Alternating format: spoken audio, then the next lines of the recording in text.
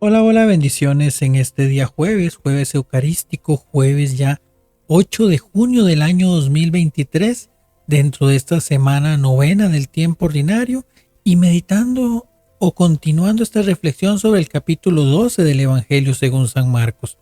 En los primeros tres textos, pues que hemos venido reflexionando lunes, martes y miércoles, se nos hablaba mucho de lo que son esas actitudes que no debería de tener un líder o alguien a quien Dios le ha asignado esa misión de liderazgo, el atribuirnos cada uno de nosotros a través del modelo de los viñadores homicidas, querer o pretender apropiarse de la misión que es de Dios.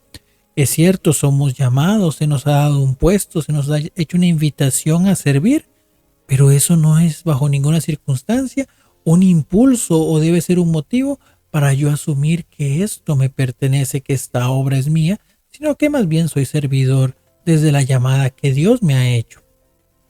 Pero hoy el texto más bien entonces nos pone la contrapartida, o sea que ya vimos qué es lo que no se debe hacer, ya reflexionamos sobre aquello que está alejado del llamado que Dios nos ha hecho. Y para enfatizar esto que hoy pues justamente vamos a reflexionar, voy a agarrarme del artículo 129 de la Constitución Política de Costa Rica, que dice que absolutamente nadie puede alegar pues desconocimiento de la ley, a menos de casos muy específicos donde sí se puede alegar. ¿Qué quiere decir esto? Que todo ciudadano debería o tiene la obligación de conocer la ley para poder vivir según los designios, según las leyes, según los ordenamientos que justamente el país tiene. Bueno, algo similar a ese artículo donde enfatiza que nadie puede alegar desconocimiento de la ley es justamente el texto que hoy meditamos. Jesús empieza a hablar con un escriba y le pregunta que cuál es el mandamiento fundamental o cuál es el mandamiento más importante. A lo que Jesús cita el Deuteronomio con un elemento que dice Shema Israel, o sea, escuche Israel. Esto es vital porque al final del camino, esa invitación a la escucha que hace Dios al declarar estos mandamientos, es como si fuera el artículo 129 de la Constitución. O sea, si Dios nos lo ha dicho, si Dios nos lo ha pedido, no podemos alegar que lo desconocemos, sino todo lo contrario, es una invitación a practicarlo, a vivirlo y a hacerlo nuestro. Entonces dice, escucha Israel, amarás al Señor tu Dios con todo tu corazón, con toda tu alma, con toda tu mente, con todas tus fuerzas. Y como segundo, amarás a tu prójimo como a ti mismo.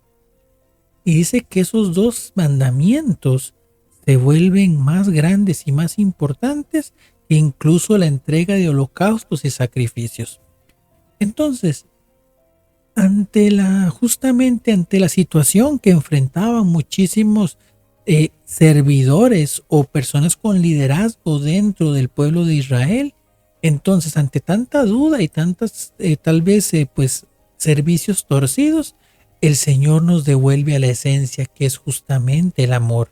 Cuando somos capaces de amar en primer lugar a Dios y en segundo lugar y movidos por dicho amor, amar a nuestros hermanos y a nuestros semejantes, a partir de ese momento somos capaces verdaderamente de vivir el Evangelio en su máxima plenitud. No es que no sea importante conocer los preceptos, vivir los mandamientos, etcétera, cada una de esas realidades. Eso es importantísimo, claro está. Pero al final se convertirá en letra muerta si no somos capaces de vivirlos por un amor que inclusive tiene que ir más allá del amor que yo le profeso a mi familia, a mis seres cercanos, a mis seres queridos. Es un amor generalizado, es un amor globalizado, que nos impulsa incluso a vencer los más profundos rencores y buscar el bien de los demás. No se trata a veces ni siquiera de vivir como si nada hubiera ocurrido, porque el Señor entiende que a veces tenemos un proceso de sanación interior de muchísimas pues cosas y resentimientos y cosas que me hicieron y demás.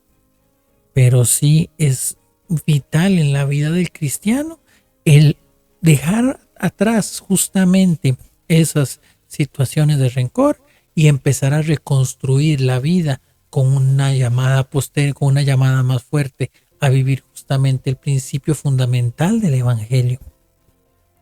Por eso y ante esas circunstancias tenemos que recordar ese Shema, ese escucha, esa invitación que no es una invitación humana, que no es una invitación que nace de una de una congregación, por decirlo de alguna manera, o de algún movimiento social, no. Es el llamado que Dios nos hace a escuchar sus palabras y vivir según sus designios, porque solo a través de ellos seremos capaces de entender la plenitud del mensaje divino y nuestra posibilidad de acercarnos al cielo. Justamente por eso, cuando el escriba habla con Jesús y él le dice que estás llegando o que estás en el camino correcto para entender el reino de los cielos.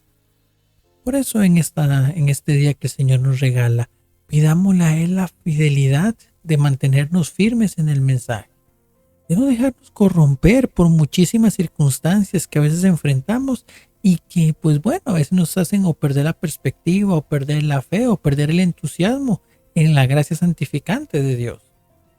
Todas esas circunstancias podemos vencerlas y hacer una nueva vida, pero entonces no tengamos miedo de acercarnos al sacramento de la reconciliación, no tengamos miedo de acercarnos a reafirmar nuestro bautismo, no tengamos miedo a recibir a Cristo en la comunión, no tengamos miedo a ninguno de esos grandes regalos que nos hace Dios para poder justamente vivir según sus mensajes, según sus leyes. Pidamos al Señor verdaderamente esa capacidad de amarle a Él y amarnos a nosotros mismos y de dicha manera amar a los demás. Porque también para cerrar con esto es importante que nos valoremos como lo que somos, imagen y creación de Dios. Porque lo cierto es que hay muchas personas en este mundo que no saben amarse a sí mismos y por tanto no son capaces de amar a los demás.